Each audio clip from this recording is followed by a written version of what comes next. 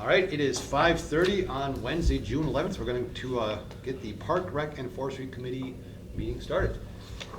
First item up on the agenda is call to order and roll call. We do have a quorum.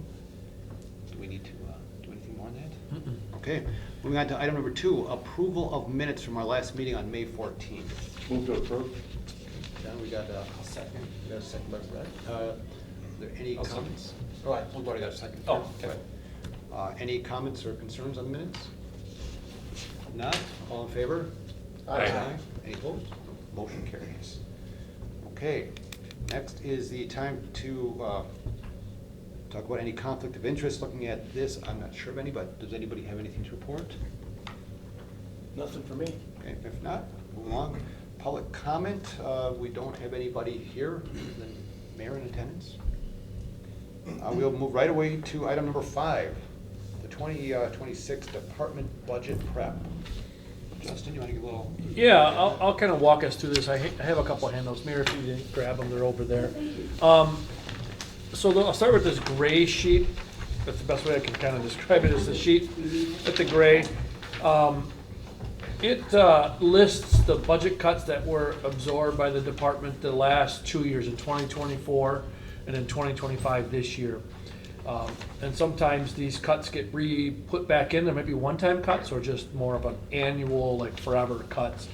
And I split them up by kind of, I don't want to say division, but that's probably the best word, is division that we have. And the first one is the cemetery. I think it'd be quite exhaustive if I go through every single one of these. There's probably maybe close to 100 here. But the cemetery cut somewhere around $4,300 in the last 2 years, which doesn't sound like a lot, but there's not a lot of meat and potatoes with our budget. It's pretty bare bones. We pretty much at this point got to cut services if we're going to cut anything, and that doesn't mean cemetery services, but some services, which means it's going to be kind of impactful. And that was the reality in the last couple of years, and we'll go through those.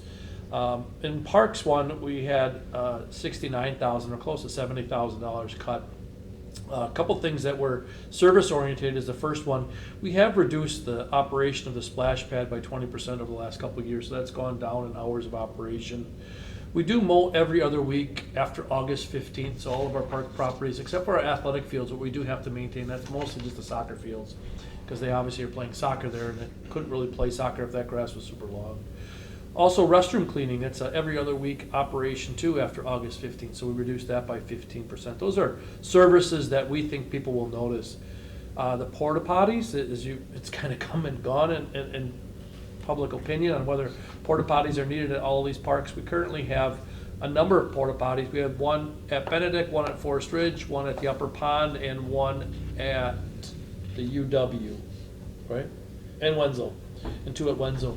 We've cut the one by the Upper Pond, we cut the one by Benedict, we cut the one by Forest Ridge, and we cut the one by the UW. This year, Natasha Tompkins, a former council member on this committee, solicited and received 2 donations, one from the Walmart Foundation, one from the Community Foundation, to have a porta potty at UW as well as Forest Ridge, so they are at those locations right now. But they're not going to probably put in the budget. Those parks are not designed for restrooms. We understand and we appreciate the fact that people do have to go to the bathroom. I fully understand, completely get that, but we focus more on the flushable ones, like at Brame or Greasy or Wildwood. That's kind of where our priorities would lie. We'd want to make sure they're clean before we have portable toilets other places. We used to treat the Weber Park pond that got eliminated a couple of years ago. I think it was 2 years ago. We've had reduction in our seasonal staffing. That's typically where our staffing reduction gets to. And we just have to absorb the work that they did with other seasonal staff. Other things, like we eliminated the Pickle Pond warming house altogether. So that's under a number of budgets, not only under parks, but it's under recreation for staffing. We put up stealth cameras during that vandalism spree from 2024, and then that cost us $825 a year, and we still used it, but we never really had anything happen out of it. No one ever vandalized. And when we did look at the cameras, you could see a person, but you couldn't tell if it was a guy or a girl. You couldn't really tell the size. It was so pixelated. It was so poor quality. Like, even if they did do something, what is this going to even be used for? So we said this is not worth it. And we know that a camera system that's gonna be able to identify people really well is gonna be too costly. We're not gonna be able to afford something like that. So we just got rid of the trail cameras because we didn't feel like they were worth our time. Kind of moving along with the asphalt, the toilets, and fires, Forest Ridge I mentioned earlier. Another big thing that we had changed is we no longer take care of the UW fields. There's 2 ball fields there, which are baseball and softball, and well, 3 or 4 soccer fields, depending on how things are laid out. We no longer had the ability to keep mowing, painting, prepping, and renting those fields. We gave that to universities. The university is currently doing that. We do assist with them. We assist with any user groups or anyone in the community whenever they ask. So they have asked. I think we did do some painting down there, so we painted it. I think we probably sent them a bill for the painting. So we do work with them yet, but we no longer take care of those UW fields. That's now under the responsibility of UW. New for this year, we're gonna reduce our mowing and Project Wayside. We still have to mow the boulevard and kind of the apron around it so people can get in and out of their vehicles and use it, but we're gonna try to make it go natural, very similar to across the street, which is Wildwood Park. So that's parks. Zoo, we've cut about 20,000 in the last couple of years. We've kind of gone back and forth with hours of operation. Some winters we're limiting it in operation hours, some during the week we close. We try to find ways to make reductions without having significant impact. I think right now we're full, we got full hours, right, Ben, do you know for sure? Yeah. This year we do. Full hours. We've eliminated the Wild Wednesday program, and I mean that we eliminated it from our budget. We still have the program. The Zoological Society runs it and works with our zoo educator on the coordination of it, as well as Nikki. We do mow every other week after August 15th there. We no longer do a feed and weed type control product on the grass there. We've eliminated a lot of special events, and we've asked the Zoological Society to step up and see if they'll be willing to do these events. That means pay for them, pay for the products, and essentially run them. We eliminated staff travel and training. You'll see that throughout all the cuts. We did smaller cuts here and there, like operating supplies, maintenance supplies, metal products, things of that nature. So we have done reduction there. So 20,000's been cut from the zoo. We move on to forestry. We did cut an intern position. I think that was last year in '24. We also stopped all treatments of ash trees, so we're no longer treating ash trees except for like that Brain Park where it's really specifically located where we can't really make that up, and reduced raw materials in forestry. Oak Avenue, we used to have a generator there that you'd operate it. We no longer do that. Save the $1,200 and some minor supplies at Oak Avenue. The next one is the 2nd Street Community Center. That's what that abbreviation is. There are small reductions there. There's not much to reduce from this building. It's pretty much just keeping the lights and water on and maintaining it. The senior center itself, we reduced the senior center equipment repairs by $150, which is pretty small.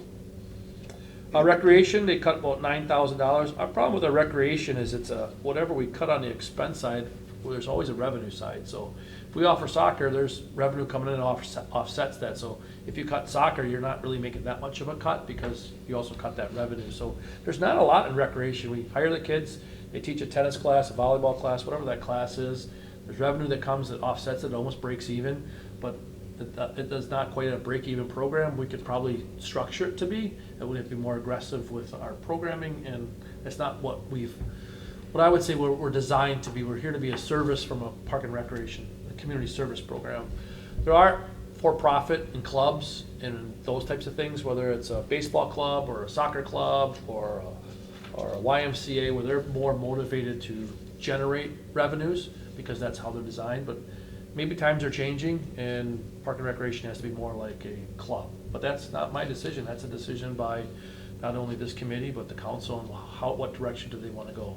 Do they want to be more profit driven? And obviously no one's taking home any money, but that's kind of what you have to decide, and that's what we have to restructure at. So recreation is a little different. All of our programs have the revenue side, so cutting any of them will cut the revenue as well.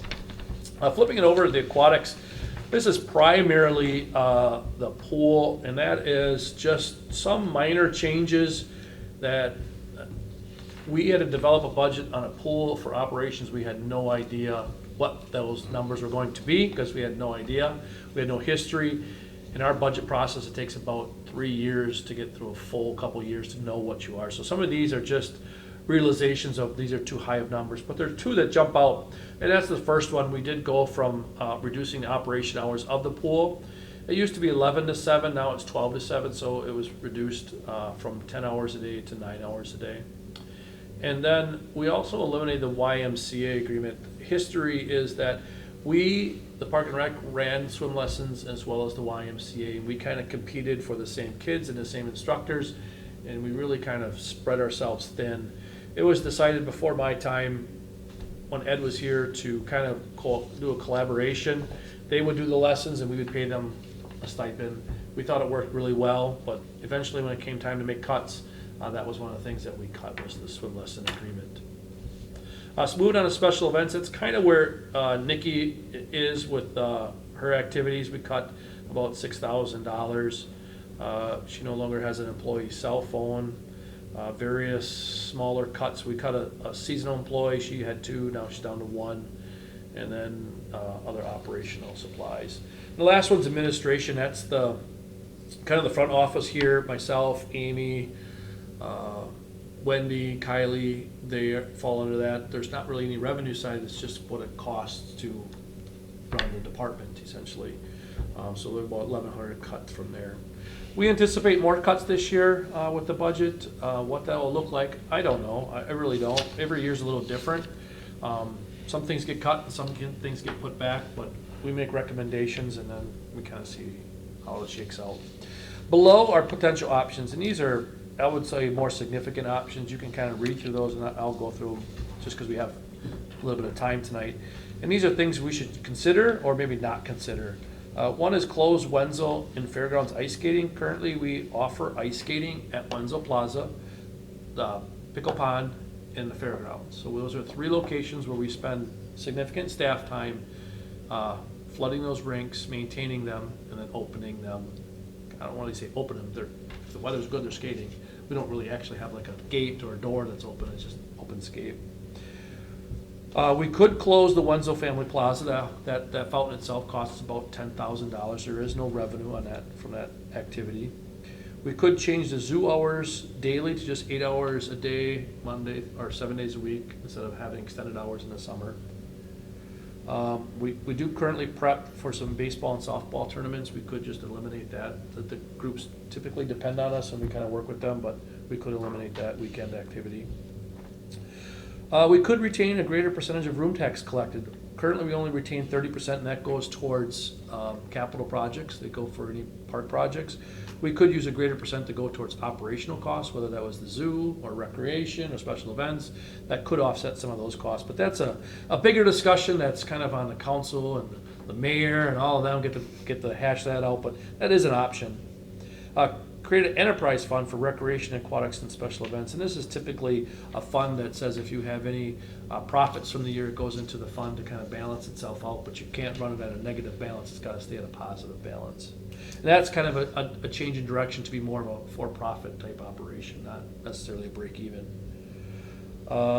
Contract all burials at the cemetery. Currently, our staff does the majority, if I'd say 99% of them. Maybe once in a while there's one on the weekend, but most of the people find it very costly to do it on the weekends. It's really expensive because it's Rudetsky, right? No. Mark Myers. Mark Myers does it. And they're like, what's that cost? Or you do it during our time, it's this cost, so they don't ever go with that cost. But we could make them all go with Mark Myers to do all the burials, and that would be quite expensive. Eliminate plowing of all trails. Our trails are used year-round, especially in the winter, but we could reduce the snow plowing or eliminate it altogether. We could charge building rentals or land lease for all users group. Currently, we have kind of a varying usage policy where if you're a city or county or government agency, you may not pay. If you're a civic group, you may not pay. If you're giving back to the department, maybe you don't pay. So that is an option where maybe everyone pays and no one gets off anything for free, no matter who you are. And that would be just across the board, very, very, very much different. I think people would be upset, but that could be one of the ways. We could charge higher fees for facilities and programs. In the last 5 years, I know we've increased our rental fees at least twice. I think they've gone up anywhere from 2.5% to 3% each time, so they have gone up. Have you found a reduction in use? I would say no, we wouldn't have found a reduction in use. We found an increase in complaints, but not a reduction in use. And we do have a report, I could provide that at our next meeting, of all the usage, like how many times buildings are used. But it doesn't necessarily tell you if that usage was free or charged, Got it's it. just a usage. I kind of talked about the next one, it's kind of redundant, is do not let any facility for free no matter what. Everyone pays the same rate. Run programs, events, tournaments, activities to generate profit. Maybe it's 15-20% profit has to be made. That's a goal. We could charge the seniors. Right now, the seniors don't use the building, or don't use the building. They don't pay to use the building. They definitely use the building. But we could charge the seniors if they wanted to rent different space or different activities. We start charging for all that. We could close Thomas and Weber park shelters. There's a offset to that. That's also the revenue that we get for all those. I'm not sure what we could do to close them. They're open to the public. We currently clean them, maintain them, so closing them, I'm not sure what that looks like. It's gonna look shoddy at best. We could develop some sort of shift rotation to cover the zoo. Currently, our parks guys work about every 5th weekend. That's overtime for them. They don't have to take overtime, they can take comp time, but that's kind of a rotating schedule where they get a chance to work down there. I think it's great. It's really important to have cross-training, because if we lose a zoo manager and you have to send someone down there who's not fed a cougar or a wolf or a bear, it's not the easiest to do, and you may be a little skeptical on what you should be doing. So that cross-training really helps, especially when we have any type of vacations or sick or injuries. You still have to feed the animals, and you still want that cross-trained person. So I'm a little hesitant on that because we lose that cross-training. Right now, all the money that goes in those donation canisters goes to the Wildwood Zoological Society. They take that money and they give it back to the zoo. They have to. So they'll give it either back through animal acquisition, maybe it's for development of an exhibit, or even sponsorship of Halloween or Be the Bunny or Wild Wednesdays. So they'll always give that money back to the zoo. Created more aggressive zoological fundraising. We have met with them in this year several times, and they have taken it on. They're going to try to be a little more aggressive, I think, just coming up with more ways to generate more revenue. Establish a endowment fund at Mackey. I think that was approved last night, actually, right, Mayor? And that will start to happen where the foundation will be kind of an arm for the zoo to generate more revenue. So essentially, they have much more discussions with individuals for estate planning than we do. They don't come to talk to us. So if there's ways that people might say, hey, I want to give back to the community, how can I do that? Kaylee Gomez over there could say, hey, you know, we got this zoo, would you be interested in that? And I'm like, oh, I love the zoo, that's a great avenue. If you don't know, Jeff and Pat Hamas really adored the zoo. They raised their kids not far from there, and that's why they were so attached to seeing it successful. And they didn't have like an estate plan, but Floyd and Pat were actively always fundraising and trying to give back to the zoo. But maybe someone will be like, I grew up there, I have $1 million sitting in my nest egg, I'll give it to them. So we're hoping that maybe it comes to fruition someday. We could shut down the Oak Avenue Community Center. It's used by a lot of groups. We would lose the revenue side of it. We have a lot of storage there. We have the community band as well as MISA Soccer. Zoological Society operates out of there. We have the Gus Gym upstairs. Foundation has some space in there for keep kids warm. Youth football's got storage in there. What I do know is in the last few years, the YMCA put on a gigantic addition for gym space, and Columbus is just finishing up their gigantic addition for gym space. I'm not sure how needed this is. We do have adult volleyball, which is needed, but I'm not sure if the animals groups would pick something up like that or not. Oak Avenue, as you know, is old. It's the original Army for the Marshfield area. We use it a lot. We have a lot of storage in there for recreation stuff, but if we do cut it, it is an option. I mean, these are why they're on there. That's why they're not been proposed. They're more significant. Where I would heavily rely on committees and council's decision. I don't really make decisions. I just give them information, and they have to make the decision on which one they want to pick. But with the addition of these larger athletic complexes, maybe Oak Avenue is an option, but it's going to come at a cost. charge rent for Oak Avenue user groups. Some of those user groups are in there, been in there for many, many, many years, probably 50 years, some of them, and they have not been charged a rental fee at all. We even consider operating the pool just Wednesday through Sunday, close it Mondays and Tuesdays. You'd lose revenue, people be upset. Well, what if the sunny days are Monday and Tuesday? That's Sundays and Monday and Tuesday. That's part of it. And you can't say, well, we're just gonna operate X amount of hours a week and then figure out what those X amount of hours are either. So I don't think any of these on the bottom are fun, this conversations to have, so don't think that at all. But create a friends group, Friends of the Parks and Recreation.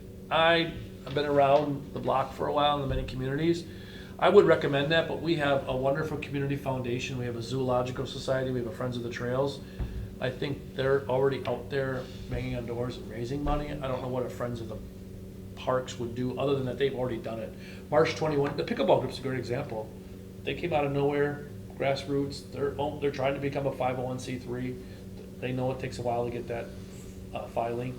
That's a good example. Like if we had a friends group, they may not have stepped forward and may have just said, hey, have the friends group do it. So I'm not a huge advocate of that. I created a friends group in West Bend, and I was part of the friends group in Germantown, but they didn't have the foundation, they didn't have a Friends of the Trails, they didn't have a zoological society, they didn't have any of that.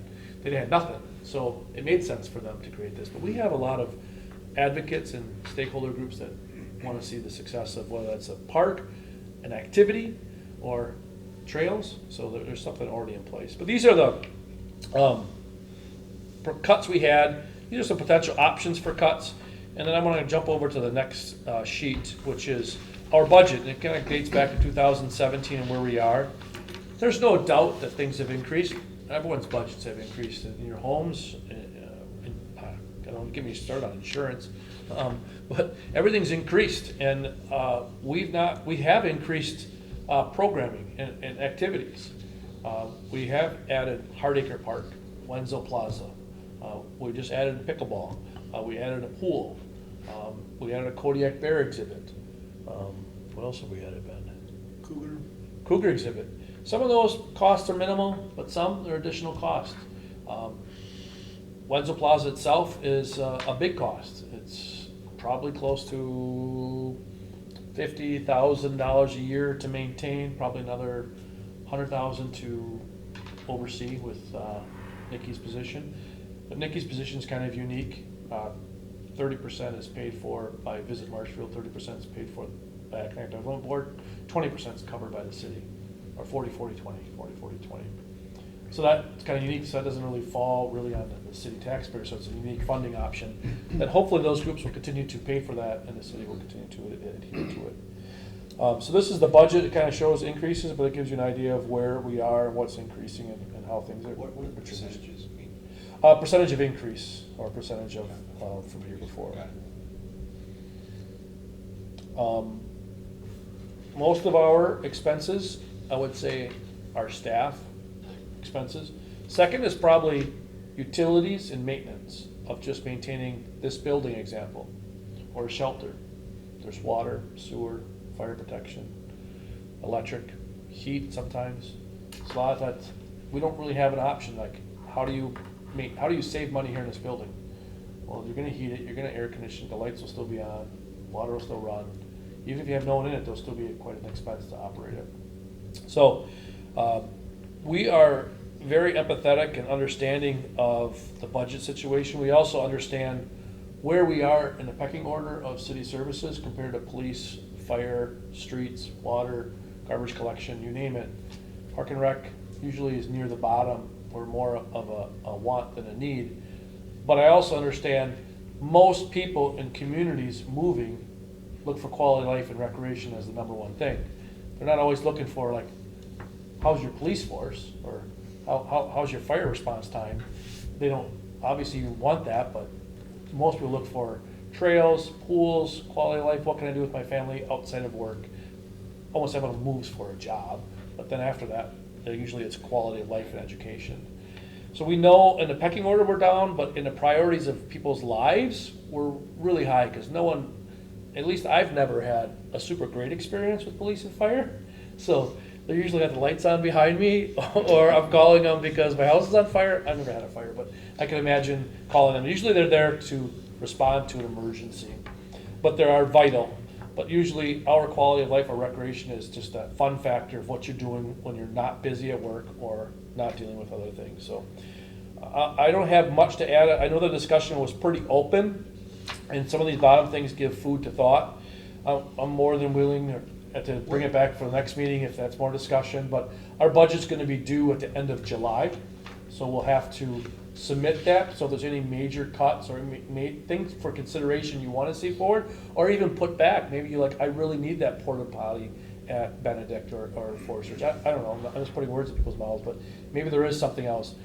We are here to help the community make decisions and for them to help us make decisions. We aren't necessarily here to decide whether or not these things actually go forward. If I may. Yeah. What makes this a little difficult is I'm not sure how much are we looking at cutting. Right, if we say we gotta cut $500,000, that's a much different conversation than we need to try to bring in, we gotta cut $20,000. So, to me, I think it's great. First of all, it's great to just start putting this down, but I think for us to make a wise decision, we'd have to know what kind of scale are we talking Mhm. about. Yeah, and when do you know that? So last year, it's kind of last minute, right? Last year it was like, Yeah, within 2 weeks you needed it's to a little cut. fluid because Yeah. the state doesn't really provide the numbers that we need to make decisions from a municipal standpoint. Yeah. Then you have things like the dividends are coming in. Good examples, I'm gonna brain fart. What did the firefighter just approve? Referendum. The referendums go into effect at different points of the year too. So the referendums for school districts aren't gonna go into effect till July. Some referendums might go in effect on January 1 because that's their fiscal year. So the different referendums may happen, borrowing may happen, so it's not easy to know, and we do our best to start this in July, which is earlier than most municipalities, and try to wrap it up by October, but the closer you get to that finish line, sometimes the things change, and then you gotta make rash decisions. And that's what kind of what happened last year, is the council felt there should be more cuts in place. Yeah, and it's a little scary because, the budget went up by 2.3% last year, but yet we have all these cuts that happened, right? So we kind of got to know, like, what's the budget going to go up without any cuts? Yeah, and it'll always Right. go What up is because it? wages and benefits go up. Right. Yeah. Insurance for employees goes up. Exactly. All utilities go up. Yep. And that's pretty much what always goes up. We will maintain, like, let's just say it's a supply budget. Ben's got, I'll just say $10,000 for topsoil for the year. That's been $10,000 for 10 years. It doesn't go up. Yeah, But that electric cost for this building goes up. correct. Water Yeah. goes up. So those costs that go up are employee wages, utilities, and insurance. That's the increases. They're not increases by us saying, we want more topsoil. We just Yeah. gotta figure out how to, If you had to, like, spitball a figure, like what that goes up average every year, what would that be? Would it be in the those 4 costs, you're saying? Yeah, would it be like in the 4.5% range, or would it be in the? well, inflation was a huge factor in the last couple of years that really impacted that. Yeah. I would say, our finance department talked today, somewhere around a 2 to 2.5% Yeah. they're forecasting for next year. Okay. And that's wages, utilities, and insurance. Mhm. There's building insurance, we have a lot of buildings that insure, and then there's the actual human Sure. capital or people insurance, the health insurance. That makes me feel okay. And they are more optimistic than I anticipated. Yeah. And that was just based off of Yeah. today's meeting. Because I'm gonna be. If you asked me really- yesterday, I wouldn't have said that, but I they mean, seem I'll be more really frank, there's some really scary things in here. Yeah. And I don't know if I wanna live in a city that cuts these services, right? And I can speak for people that like me, right? Mhm. That would decrease the pleasure of living in Marshfield. I mean, I just think of You know. eliminating plowing the trails. I Yeah, mean, that. People need that's to get silly. out and move, Yeah. right? But I get it, and I appreciate that, you're bringing these forward, just to say, hey, here's where we have potential, right? And maybe we could take a stab at what would make sense out of this list, but there's some really scary things in here for me. And I'd like to add too, we're getting to the point where you can't take $500 of concrete out anymore. Yeah, You need to have materials to yeah. work. Yep. We're getting to the point where we need to start thinking about services. Mhm. Yep. Because you can't take out all of the supplies, because you're like, okay, that broke. Well, we have no money to fix it, so these Right. guys are just gonna stand there going, what do you want me to do? Right. Now I'm paying a guy not to fix something because we don't have any money to fix it. Yeah. At some point, you're like, okay, we don't have money to actually keep the lights on. For sure. And that's where we're at, like, these are the only solution we have. When we start eliminating porta potties and hours and fountain hours and grass cutting, that's minimal, like, okay, we have to go every other week. Right. Maybe just on Tuesdays, you know, it's just, that's all you can do. Now you're like, okay, now what? We're not mowing Project Wayside. That was the lowest part we could figure that would be the least impactful Sure. to not mow. Yeah. And it saved us $500. $500 out of a, was it Are there $3.1 any million? other costs to that parcel? What's that? Are there any other costs to that parcel at No. all? Okay. There's an Al-Anon club there, they pay for their own building, maintenance of their building. Yeah. We mow it, we plow it, Yeah. that's it. There's no other cost like electric or. But you could gain revenue by selling it. Temporary, yeah. Yeah. But if I were to sell it, sorry, if I'd develop it, I mean, Yeah. we need more tax income. I don't wanna sell it to Al-Anon, so that's a non-for-profit, that didn't help us anyway. Correct. So Yeah. I'd rather see property go back to creating tax revenue. That's kind of my point with it, yep. And any property that becomes for sale, I prefer the city not to acquire it. I don't know how much it I'm not helps trying your, to- it I'm almost really talking like doesn't a help your council member now. operational budget. Yeah. It- You know, it may increase revenue to the city, it doesn't help your operational budget, so. The $500 is, that's it, Well, our biggest challenge is we're not growing. yeah, I mean, we've all been here for a long time, and we've not grown much. right. And we need to continue to grow at some rate to stay on pace with inflation and cost of living adjustments. Sure. That's kind of what we're running into now. So looking at the budget here, the parks line item number 8, what's the biggest cost, I guess, in that? And then what are the sources of revenue we get from the parks? That's a good question. So I would say most of it is probably building costs. We got all the Wildwood Station, all the shelters, all the maintenance. We contract out almost everything, all the building cleaning. There's probably another cost, maintenance of it, replacing just light bulbs, air filters, maintaining and paying the staff to maintain them. Every building has to have a staff assigned to it to be cleaned and maintained. I could break it down by, we have different categories like utilities, staffing, insurance, supplies. We have different categories under here. I mean, our budgets are quite long and pretty intense. I didn't want to give you all that because I think it'd be pretty overwhelming, but I could Right. break that down even further to kind of give you a breakdown of what's the most costs in our parks. We don't have a park that like says that's our most expensive park. Right. It's most likely gonna be, like our most expensive park will probably be Wildwood Park because it's just the size of it. More shelters. And our cheapest one is probably, like Project Wayside now, because they don't really cost, a little bit of mowing cost there, but it still comes back to what is the value and what do we wanna do going forward. Yeah. So time frame? Do you think?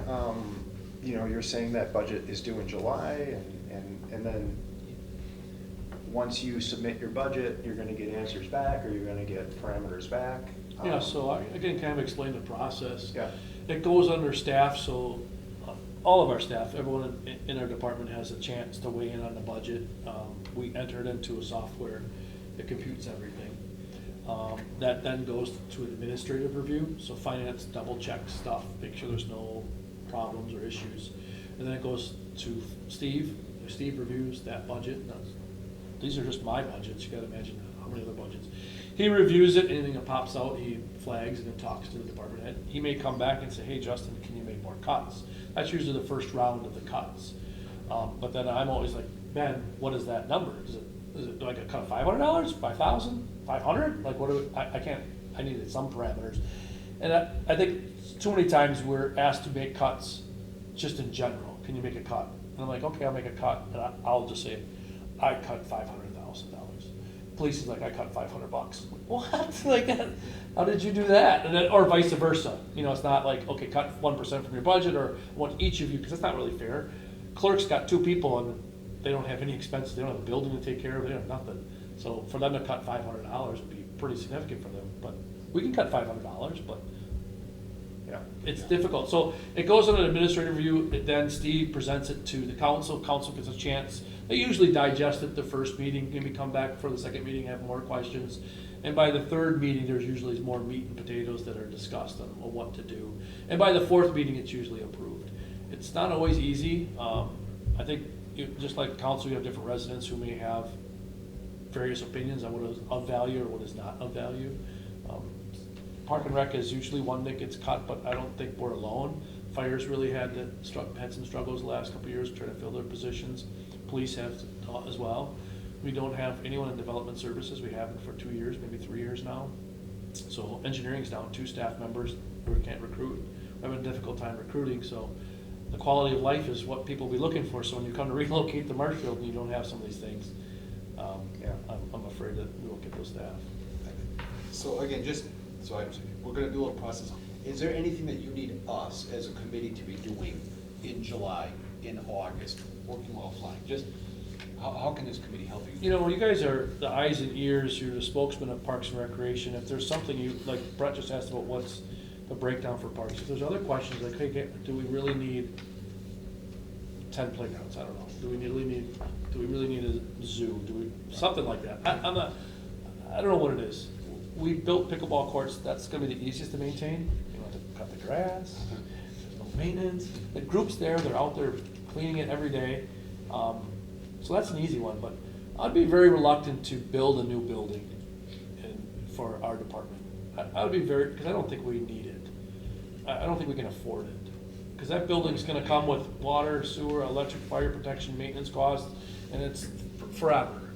But I also think there's other ways we can just generate more revenue by increasing fees, but that also, you go to question, what is the Park and Recreation really for? Isn't it supposed to be a service like a police service or a fire service or garbage service, or is it actually more like a profit generating Well, machine? that would have to be decided by the council. That's not. Well, the committee would have to, I assume, start that conversation or at least initiate it and then say, okay, we want to do this. And then the council would have to weigh in too. Well, we can charge more and we can run it like a business. Once it's run it like a business, well, then what ends up happening, the businesses get upset because you're running it.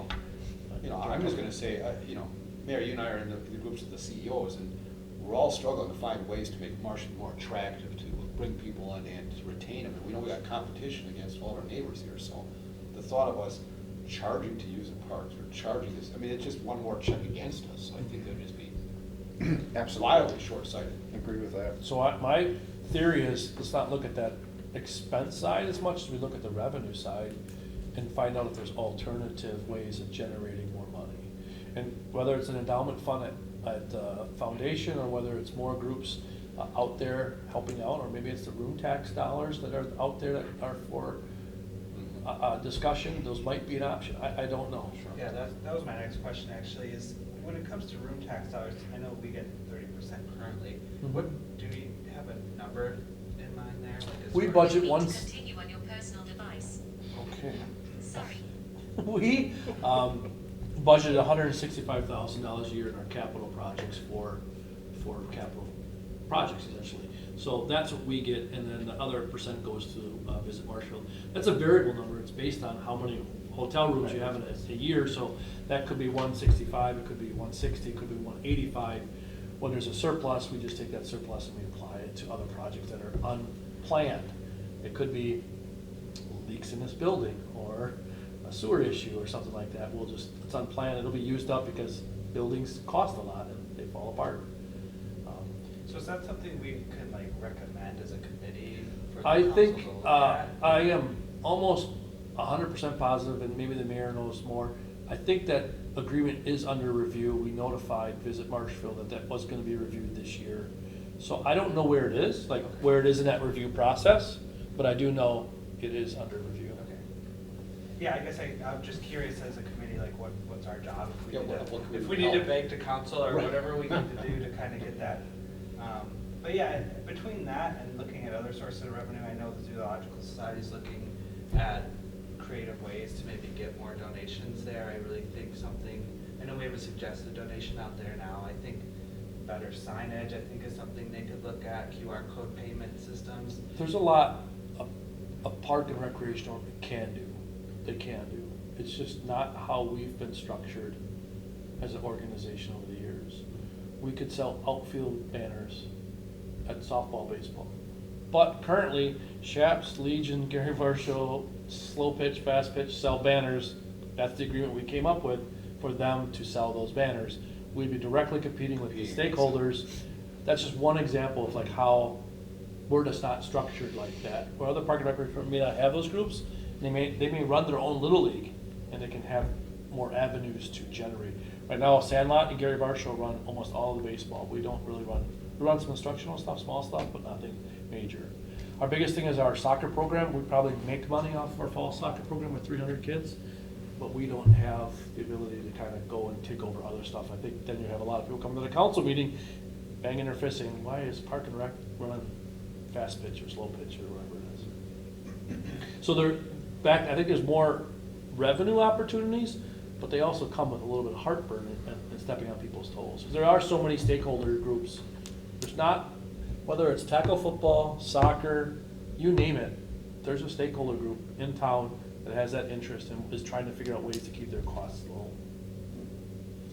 Do we get revenue from the Varsho program? We do. We Yeah. charge them for field rentals. Yeah. Like all the groups we do charge them for field rentals. That's typically how we reserve it. The agreement was you guys can go out and raise money for the outfield banners to help pay for the field rentals. Yeah. That's kind of how Gotcha. it was. Okay, wow, well, thank you. Kind of daunting. Any other comments or questions on, Justin, there's currently no concessions sold at the youth soccer? No, currently we don't. MISA will or may choose to sell concessions. It's up to them. They have and have not in the years. We would then charge them $50 for rental of the concession stand. Same with softball. Right now, softball was going 4 days a week, not only at the fairgrounds but Brame. Now it's just Thursdays for slow pitch. It's the only night concessions are even sold. So it gives you an idea of how things have changed. There's also concessions sold at American Legion as well as the Shaps, but those groups do that to generate more money to help pay for their costs. So we charge them for use of the field and we charge them use of the concession stand. But we don't get incentive pay, we don't get 10 or 15% of whatever they get. Is there any thought of like a cut of their concessions? We can always propose that, Yeah. but I think there would be pushback because that's what's covering their cost to keep their programs affordable. I would rather say, let's just charge you more money for the rental. use the house? That's, So I think that's an option, but I think we're gonna push back on anything. Yeah, I know, like rates of fees, you said like special groups not getting, or not having to pay, I think, maybe that's something we Yeah, have to look I at. think that was an easy one. Yeah, I mean, you're gonna get kickback, you're gonna be Yeah. upset, but I think it's something you just gotta. Amy's been here for the longest and she receives a lot of those phone calls. People are used to getting things Yeah. either a discounted rate or free and they get very upset. Yeah. Very upset. And people still are very upset when they're non-residents. I just can't quite wrap my head around like, well, you don't live in the city, you don't pay the Well, I think, taxes. well, that's also where we just have to fess up and say, things are changing, right? Yeah. But they are. Yeah. We know they are. Either you cut services, Right. or you don't wanna live in that community, or you hold more people accountable, and that's something that it's gonna cost people a lot of heartaches. Right. And I'd rather have you guys say, okay, Justin, out of these 20 things on the bottom, I wanna explore 4 of them. And these are the ones that kinda I wanna take a deeper dive, and maybe that's something we look at, because Yeah. I'm not gonna turn around and start charging people for who they got for free, cause then they're gonna come yell at you guys, call the mayor up on Monday, like, Mayor, you can't believe this. We do a little homework offline, and then, Yeah. I guess my recommendation would be for us as well as other members is that we'll take a look at the list and then get with Justin, maybe send him an email in the next 2 weeks. Yeah. Would be beneficial, with some recommended, do's and don'ts. Is that fair? Yeah. I know some of these are really off Yeah. right But I now, think it's still off good there, just to but it's like, validate. these are, what else do you go? Yeah, note down options, like, Yeah, All right. okay, excellent, all right, thank you. Moving on to item number 6, that is the reports. We'll start with Day Recreation. I'm assuming- We are a little light because both Amanda and Nikki are gone, so I'll give both their reports. I'm gonna do it kind of briefly because I've been talking a lot. Senior Center is active, busy. We do have the ADRC meals that have been happening every day. Numbers seem to be doing really well. I think what I'm going to do is probably ask ADRC to come and do a report at some point. We asked the tax people to come do a report. I think we'll have maybe them come, just give us an idea of how many sites they do, where are the bigger numbers, lower numbers, how do they determine what food, some of those type of things that'd be kind of good and informational. Programming, as you can imagine, we are busy. Everything is going gangbusters. I saw volleyball started tonight with the league. They have 3 softball teams. Vandahay opened without a hitch. Amanda was really happy because Rapids had the police called and 3 vomitings in their pool. So on Saturday, and we had nothing. We didn't have any of that. So you probably noticed. Maybe I don't know how if you guys follow our Facebook, but we had some training with the fire department. They'll do that on try to hit each shift. So not only does our staff get used to them, but they get used to us and knowing how access is. That's it, I guess, for Banda. Okay, I was surprised people were swimming. It was cold. I don't know why, Brett, people are swimming. It's so cold. Pent up energy. All right, next is Nikki's. She started to kick off May 29th with a giveaway. If you guys haven't seen, there's a cute video with the mayor with turning on the fountain. So That's awesome. things on our plan, but it'll be always a talkable thing. They had a Hub City concert series, started with Dairy Fest. They just had another good concert on Friday. We had about 300 people there on Friday. I know Ben was there, I was there. John, you were there, weren't you? Yeah, it was a good band, a local group too.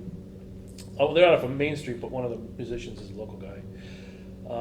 And then right now, Nikki's kind of helping out Main Street. They're going through a transition where they're losing their executive director. His last day is Friday, so she's kind of helping out, kind of making sure things are going forward with their Hub City days, and trying to make sure the transition's smooth. So she may spend a little bit more time down there.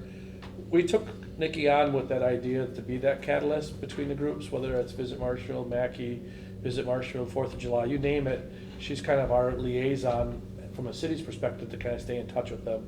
So she might be pulled in that direction a little bit. I mean, obviously it's not going to hinder her job significantly, but I said, well, if they need you there, make that more of a priority. So we'll see how it shakes out, but just so you know, she is helping out with that. She may help out a little bit with the farmer's market as well, but I think Mackey's pretty much got that under control at this point.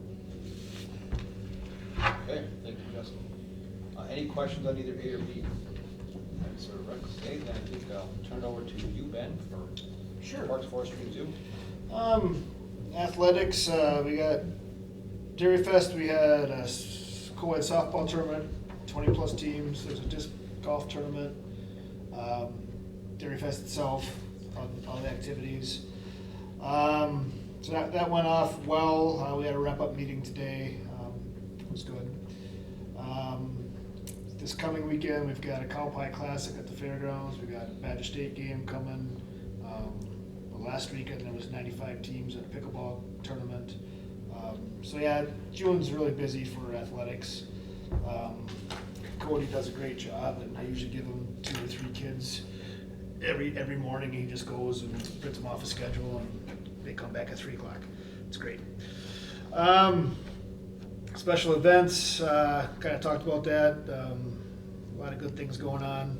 Graham Park volunteers. We had, I think, 4 or 6 pickleball group people help paint that whole shelter last week before their ribbon cutting. It was great. They got some murals in the bathrooms, and yeah, I gave them supplies and they did the work. So it was really nice.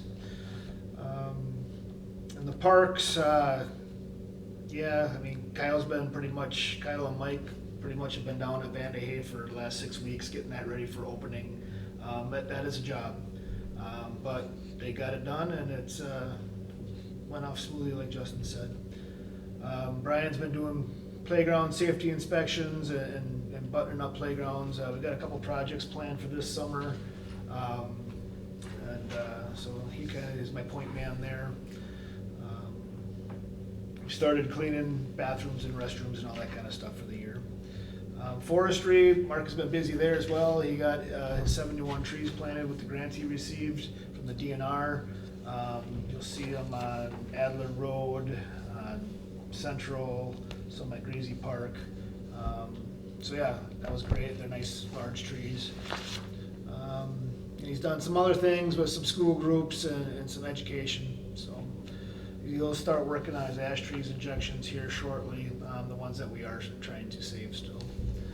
Down at the zoo, it's crazy in the spring. I thought Sierra said they had 25 tours in 3 weeks, which is incredible. We've got 2 people giving them. And then Kyle kind of does all the animal care of cleaning, and he'll do some tours, but he's more, when the ladies are doing the tours, he's doing more of the animal care. So it's very busy. They started Wild Wednesdays today, so that'll go through the summer. I think they take the week of the 4th of July off. There's 6 or 8 programs this year. Yeah, unless anybody's got questions, but it's been good. A couple things. The trees along, I can only speak to along Amber Road because that's all I've seen, because I live there, right? I live right next to it. They look fantastic. Yeah, it's really cool. Nice placement. And I'm hearing this Sounds Wild thing. I mean, it's getting a lot of exposure on the radio, on NPR. Yeah, it's on. I listen to NPR and WPR, and I'm hearing it multiple times a day. So I think that's really good for the zoo. I think it brings awareness, and I think it's the right demographic of people too that it's broadcast to. So I think that was a really good idea. Whoever came up with that. I think they reached out to us. He touched base on that last month, right? Because I know I had to leave early, but Yeah. Yep, okay. Yeah, really good. Yeah. They've been really. Yep. We should be getting another animal here next couple of weeks too. Kyle's going to a conference next week and he's bringing one back, so there'll be more news to come. One of the non-native. I've never brought an animal back from a conference. How come you did? Is anyone else Like, brought how do it? like you bring a trailer with you, like to a conference? You're right, yeah. Okay. So there's exciting times to come. Awesome, all right, well, we won't reveal that yet. Okay, Amy, cemetery? Yep, I wasn't here last month, so let's see, between the last 2 months, April and May, we had 23 burials. The annual cemetery tours for elementary schools were held on Friday, May 23rd. Volunteers placed flags on veteran graves on Saturday, May 24th. And then the Memorial Day parade and ceremony took place at the Veterans Field of Honor on Memorial Day, May 26th. Everything went well there. Just marked out 25 new headstones for Marshfield Monument to Place. Staff dug out the road in front of the office and then between sections O and P, and then those have been asphalted, so that is all finished. The roof replacement project is done. Staff assisted with Dairy Fest setup and takedown. They poured some concrete at the fairgrounds for the press box repairs. They poured concrete to complete the parking lot at the cemetery office, and then the mowing, string trimming, and mulching. Sounds like some cross-functional like work going on, so that's really good, Mhm. right? I mean, where we can, that's good. Yep. Yeah. Awesome. All right, Justin, you get the last. Yeah, so we had the ribbon cutting. Mayor was there, John was there, Ben was there. So it was great weather. So it was very nice. I thought Michelle did a very good job organizing it. She's quite a go-getter. So the pickleball ribbon cutting was on Saturday. Brain Park softball fields, that was awarded to Marwood, but they're not going to be able to start that work until after the softball season, which is in the beginning of August. Yeah. Question, is that okay? So can you talk to, really quick, like overview of what's happening with the softball field? Yeah, so right now it's about, I'll make it simple, it's about 285-foot field. So that tells you from home to outfield, it's gonna go to a 200-foot field. So it's just gonna be primarily a fast pitch field. We haven't had any requests for slow pitch, and actually Women's League and West Bend play on a 200-foot field, so it can still be used for women. So it'll be shrunk, it'll be new backstop, new dugouts, well, I mean new fence, not like anything magnificent. There'll be irrigation in the infield. That irrigation's primarily used when that dirt gets so dry and dusty. We don't use it too often, but when we need to put some sort of water on the infield to preserve it, it's really important. We won't typically irrigate the grass, we'll typically only irrigate the dirt, believe it or not. So they'll be moved, shrunk. The lights will come down because they were too expensive, we couldn't afford to keep the lights. poles will come down, and then it should be done by the end of October. Okay. So who uses it? JV uses it for all of their practices and games. It's an overflow for all the youth teams and for practices and Special Olympics. And then during the summer, like right now, Monday through Thursday, there's typically a team on there at the night, or double headers, or a practice. Okay. It gets really packed. I think there'll be some challenges there, Yeah. because it's gonna be busy, like last night when I've been busy with Mhm. pickleball. Yeah. They were a perfect night. I'm not sure how much Yeah. space is even Yeah, there. I was just asked about it, and I couldn't get real good detail on it, so I appreciate that. One last question, do we get revenue from the schools on that field? Yep. Okay. So Good. we charge All right, cool. all groups, yep. Thanks.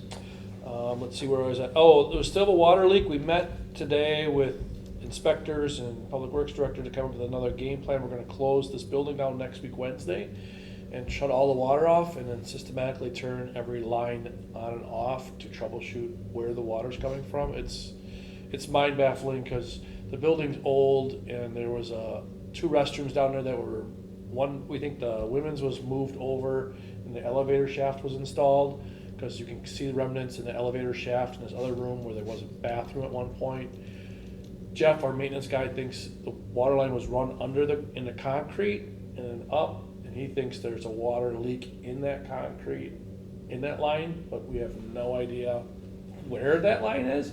And ripping up concrete is really expensive, and, well, we just talked about the budget, we don't have any money to do it, so we're really trying to figure out a really direct approach, and this is taking way too long. Not that it's anyone's fault, it's just we're very frustrated that we can't figure it out. It's typically not ever our case, we can always figure something out. The MAC, which is the fairgrounds, Altman Construction started work already, and they hope to be completed early next week. Stroman Park, Beaver Creek got that project, he's already started, he's already poured the concrete. I don't know if you drove by today. So he's gonna do some curbing there for the landscape beds, add the plants, mulch, and then finalize it. We'll probably, I assume, do some sort of ribbon cutting, because it's a memorial park and a dedication park for the firefighters. And we have two interested groups someone is interested in donating $50,000 to the Columbia Band Show in hopes of someone matching that, whether that's small donations or a large donation, for a total of $100,000 for improvements of the Columbia Band Show itself. We also have American Legion and maybe some other groups that are interested in replacing the scoreboard at Hackman. Estimated costs around $50,000 for not only replacement of the scoreboard, the sound system, but improvements to some of the dugouts. They just want to expand the dugouts a little bit further, but they're willing to pay for all those expenses. So those like quality of life things, like just think about the band shell and the scoreboard, not even near remotely to each other like the same people. They have always these special interests, and that's what we are trying to do, is just help them create better quality of life things. So that's all I got. All right, any questions for Justin? Okay, not item number F. Does anybody have anything that they would like to have for consideration for future agenda items? I don't know, maybe we can just talk about it today, or maybe it's a future agenda item, but I kinda wanna talk again about the master plan for Brand Park, right? Cause I'm being asked what's next, and so the softball field's next, and then what's next after that, and I know there's money in the CIP for things, not that it will cover that whole master plan, because we know the master plan was super expensive, right? And it is probably not all gonna get completed, but I'm hearing that there may be some retention, ponds put in, which would be part of what that master plan was too. So maybe we can just have that discussion, so for information. Yeah, Yeah, let's do it in July. Kind of what we're thinking is I could next. prepare some Yeah. drawings. I mean, I think what I've heard, I don't even know if we need that detail, but I've heard that the softball field this year, then next year it's the the Playground. pavilion? Oh, the playground. Mhm. And then the year after that's pavilion? Yep, Okay, and does the pavilion include bathrooms? yeah, it's together. Okay, The yeah, pavilion and okay, the cool. restroom And then it's the parking lot? Yeah, I think so. Yeah, great, yeah. I think there's a lot of renewed interest in the park now Yep. with the impulse. Yeah. I think I think so too. Just a quick overview of. Yeah, it won't be very in depth, because it's pretty high level at this point, but Yeah. that's the plan, that is the plan. Okay, good. And then one comment, I was at the ribbon cutting, and I thought it was fantastic. I'm really proud of that group for stepping up and working, you know, with Parks and Rec. But they've really accomplished something amazing down there. And it's getting used, A lot of so energy really down cool. there. Nice job you guys working with them together. Mhm. Yeah. We just have the next one, which is the Greasy Park or the Playground. Forward Yeah. Fun Zone Yeah. Playground, whatever it's Yeah. called. So that'll be the next one, we'll work Yep. with another community group that's just as passionate, it's much smaller there, they wanna do everything, you know? A little different, but they wanna do everything, and Yeah. they got a project manager from Staub that's, She's very good. yeah. Good. All right, cool. I'm done. Okay, awesome. All right, anything else? Okay, if not, no further action, I will call this meeting adjourned.